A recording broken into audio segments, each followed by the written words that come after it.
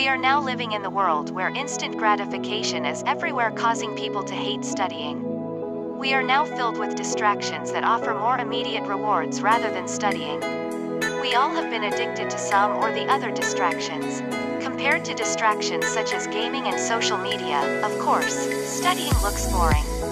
The reason is that our brains are designed to look for immediate gratification or instant rewards. But what if you could be addicted to studies? Your academic life would transform overnight. Here are 5 tips to help you get addicted to your studies. Tip number 1. Discipline yourself. Getting addicted to studies is all about discipline and commitment. Self-discipline is the ability to control one's feelings and overcome one's weaknesses. It is also the ability to pursue what one thinks is right. Self-discipline isn't a skill you're either born with or not. It's like a muscle you can work out and improve over time. You cannot win the war against the world if you can't win the war against your own mind. Without self-discipline, there is no magic wand that can magically make you study. You have to do it yourself. You have to make yourself do it. To be disciplined, you must count down, then take action.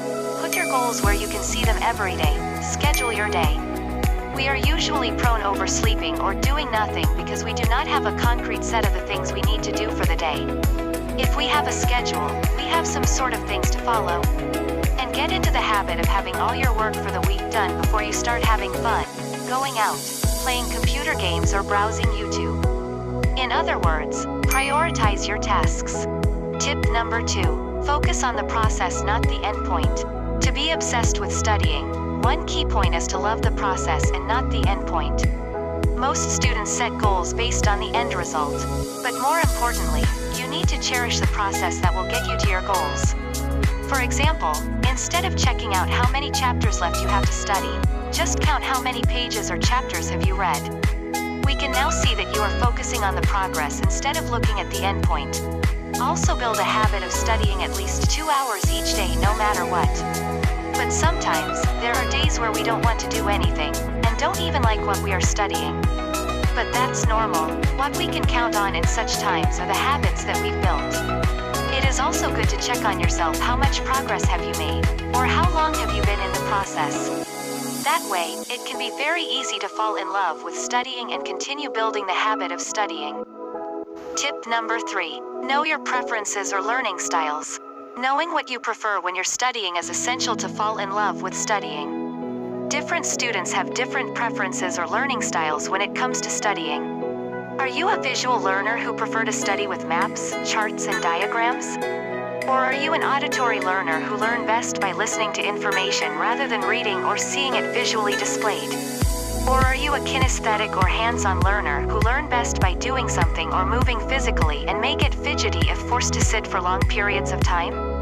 Or are you a reading and writing learner who prefer to consume information by reading texts and by condensing and rephrasing it? For some students, they prefer 2 or more learning styles.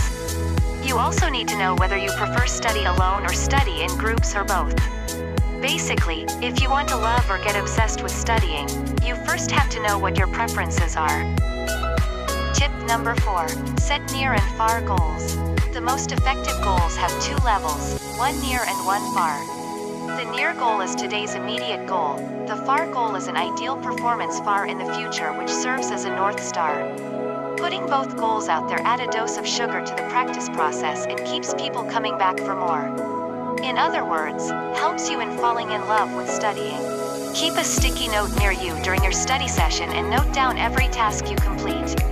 At the end, you'll have a list that should make you feel great and help you be more self-disciplined with your studying in the future. Lastly, passion. Students who become addicted to studying only because they have a passion for what they're doing. They don't feel forced to study. They enjoy doing it in the first place. Most students today only study because they are forced by teachers or their parents in the first place. Through our entire life, since childhood, most of us have been told what to do rather than ourselves deciding what to do on our own. Therefore, we depend on external motivation rather than an internalized one. So, to find your internal motivator, ask yourself this question. Has there been a moment in my life that I really want to do something greater and break out of my boring routine? The answer will fuel you in your studies to get what you desire. Without passion, it would be hard to get addicted or to even maintain the love of studying. And finally, I want to tell you that don't force yourself too much into doing things.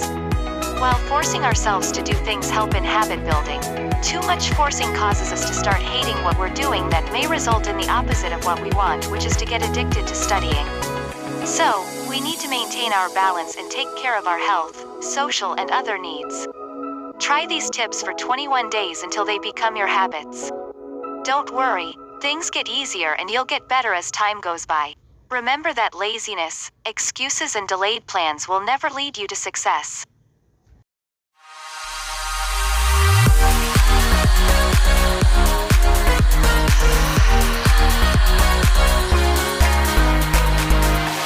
Close my eyes and a calm descends on me. Take me with you.